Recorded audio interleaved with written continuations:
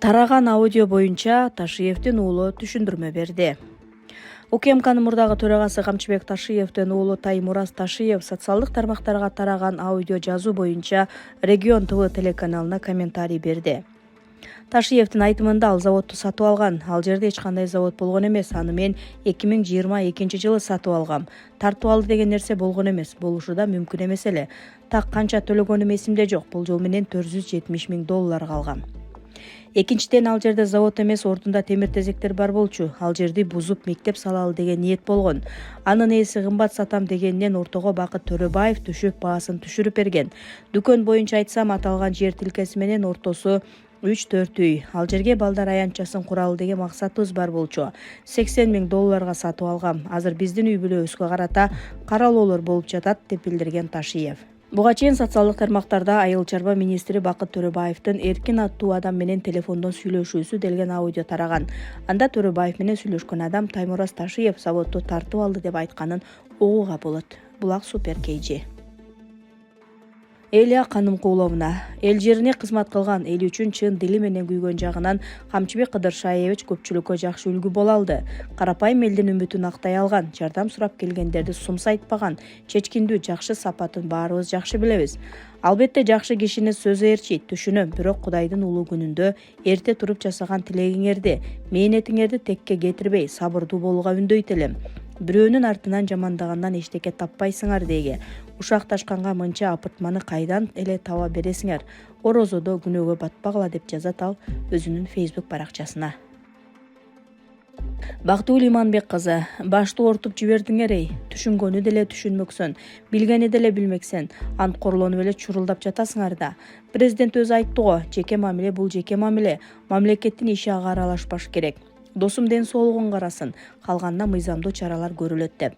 Тынч эле отура бергиле да. Эдусу деле чыгып жатат, Лизуну, Питосу деле кармалып жатат. Алардын кылыктарын генерал билгенби, билбегенби, ал белгисиз али. А бирок билсе да, билбеген болсо да генерал керт башы менен жоопкер. Билген болсо соучастник, билбеген болсо андан да коркунучтуу айып бул. Кызматына болгон шалаакылык.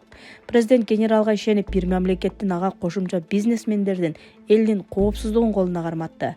Ал аманатты Эду, Лизун, Пито күчүктөргө карматуу бул шалаакылык эмне? Ал эми досун сатты, президент бийлигин алдырып койгондон коркуп кетти дегендерге дагы бир ирет келгиле анда болуп жаткан окуяны экинчи сценарий менен карап көрөлү. Алгач бир суроо, ошол убакта аксакалдардын катына кошумча канчалаган провокациялык посттор, чакырыктар чыгып жатты. Генерал президент болсун, Садыр Жапаровдун мөөнөтү бүттү деген. Генерал эмне үчүн бир чыгып үн катып койгон жок? Бул не демек? Демек генералдан кийинки президент мен болом деген ниети бар болчу. Эгерде ниети бар болсо ачык эле айтпайт беле. Кийинки шайлоого мен да катыша салышам элим десе болот эле го. Колдобой коймок беле эл деле. Кудайга шүгүр колдоочулары бар эле, колдошот эле. Эч ким жок демек эмес. Тескеринче ураалап чыккандар көп болмок. Бул жерден да жаңылган генерал өзү болду. Шашып кетти. Бир жыл иштей туруп, шайлоо жакындаганда кызматын тапшырып, шайлоого чыгып кетсе болот беле? Толук укугу бар эле. Эми келгиле сценарийди аксакалдардын каты келип түшкөн жеринен өзгөртөлү.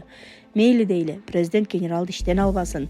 Жогорку кеңеш аксакалдардын катын канааттандырып, президенттин мөөнөтү бүттү деп чечип, импичмент жарыялап берди дейли. Ошол кезде спикер Нурлан Шакиев ИО президент болсун. Генерал шашылыш Германиядан келип калсын. Албетте эл дуу болот эле. Азыркы президент тарапка секиргендердин баары генерал тарапка секирет эле. Анан 1-2 айдан соң генералды президент шайлап алып, жай баракка жашап калат белеңер? Албетте жок.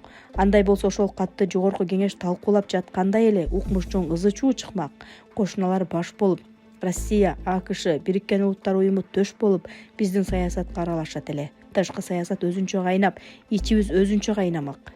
Айтор сапырылып эле жатып калмакпыз. Андыктан баардыгы тынч өз ногунда, мыйзам жолу менен кетип жаткан соң жөн эле отура берсек жакшы болот эле. Ким кимди саткан убакыт өзү көрсөтүп тарых тастыктап алат. Биз тынч эле отуралычы. Түндүк түштүк деп бөлүнүп жарылбай эле. Түндүктөн бир гана ушу президент Садыр Жапаров, түштүктөн бир гана ушу генерал Камчыбек Ташиев болсо да эмне болуптур?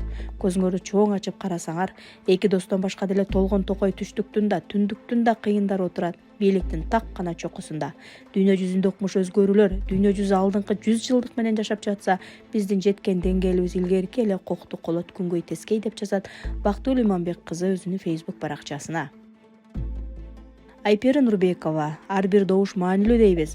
Шайлоо алдында эл чечет, элдин үнү мыйзам деп ураан чакырабыз. Анан эле 10-15 миң добуш алган талапкерлер мандатын унчукпай тапшырып жатканын көргөндө суроо жаралат. Анда ошол миңдеген адамдардын добушу кайда калды? 10-15 миң добуш бул жөн эле сан эмес, бул 10-15 миң тагдыр, 10-15 миң үмүт, 10-15 миң ишеним. Алар конкреттүү адамга ишенип өз позициясын билдирген. Эгер мандат оңой эле тапшырылып жатса, анда элдин тандоосу канчалык деңгээлде корголуп жатат? Же ошол эл нааразы болуп өз добушун кайтарып алдыбы? Жок, добуш бир эле жолу берилет. Ал элдин эрки катары катталат. Андан кийинки саясий чечимдер элдин эмес, системанын жоопкерчилиги болуп калат. Мандат кимге таандык? Элге же партиялык саясий механизмдерге? Эл шайлаган өкүл жоопкерчиликти кимдин алдында сезиши керек? Жогорку жетекчиликтинби же аны шайлаган жарандардынбы? Эгер миңдеген добуш алган адам мандаттан баш тартса же баш тарттырылса, анда ал добуштар автоматтык түрдө башкага өтүп кетеби? Демократия бул процедура гана эмес, ишеним. Ишеним солгундаса шайлоонун маңызы да күмөн жарата баштайт. Элдин үнү реалдуу саясий салмакка айланбаса, ар бир добуш маанилүү деген сөз жөн гана ураан бойдон калат. Саясатта формалдуу мыйзамдуулук жетишсиз. Негизги суроо адилеттүүлүк жана легитимдүүлүк. Эл добуш берген өкүл мандаттан кетсе, коомчулукка ачык түшүндүрмө болушу керек. Болбосо күмөн көбөйөт, ишеним азаят. Элдин добушу бул кагаздагы белги эмес, бул бийликке берилген ишенимдин мандаты. Ал ишенимге этият мамиле болбосо, нааразычылык сөзсүз өсөт. Айпери Нурбекова.